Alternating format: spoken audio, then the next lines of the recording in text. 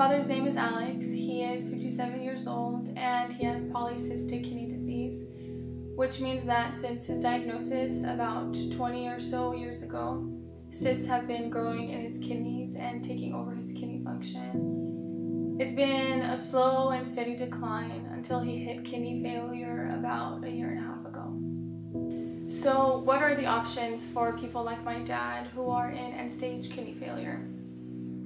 Well, there's really two options: dialysis and renal transplantation. Dialysis is a procedure where basically blood is taken and filtered outside of the body. Patients go to dialysis clinics 3 to 4 times a week for 4 to 6 hours at a time. As you can imagine, that's a very exhausting and fatiguing process for anybody that has to do it.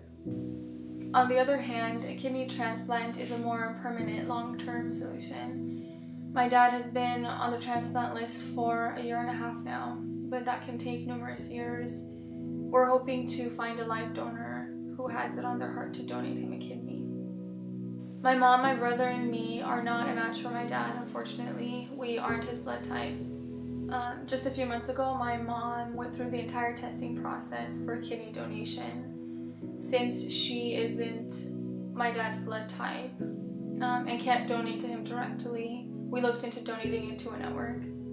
Long story short, she was found to have health concerns that make her unable to undergo surgery. We've had one other person go through the testing process, and though she was found to be a match, there were some health concerns there as well that make her unable to donate.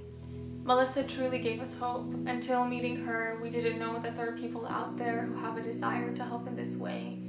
And even though it didn't work out with her, we know that there's someone out there willing to help my dad. We love you, Melissa. Throughout this whole process, we've come across a lot of questions and encountered a lot of misconceptions about kidney donations. So I would just kind of like to answer some questions. Who does the testing and transplantation surgery? My dad's transplant team is with Mayoclinic, so all processes and procedures for both the donor and the recipient are done with them. Who pays for the donor's expenses? The donor's expenses are covered by my dad's insurance, and if there are travel expenses or any other expenses, those are also covered by us. We don't want the donor to have to worry about any sort of financial expenses related to this process. Can someone really survive with just one kidney? Yes, we are born with overabundant kidney capacity. A single kidney can sustain life very well because it compensates in size and function to filter as much as 2 kidneys would.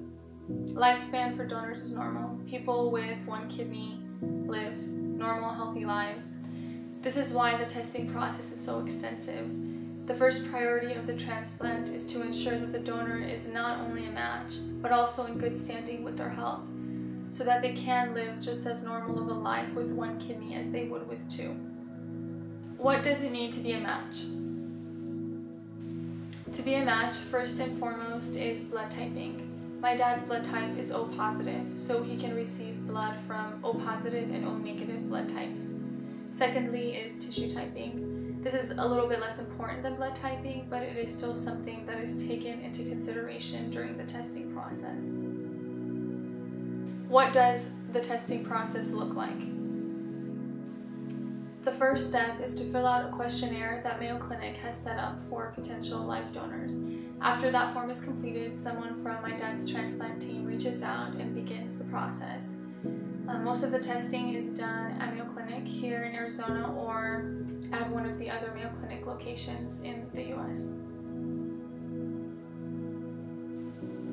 If you or anyone you know is interested, you can contact me by email or phone number. All my information is below. There are also a few links that you can go to if you are interested or have any other questions.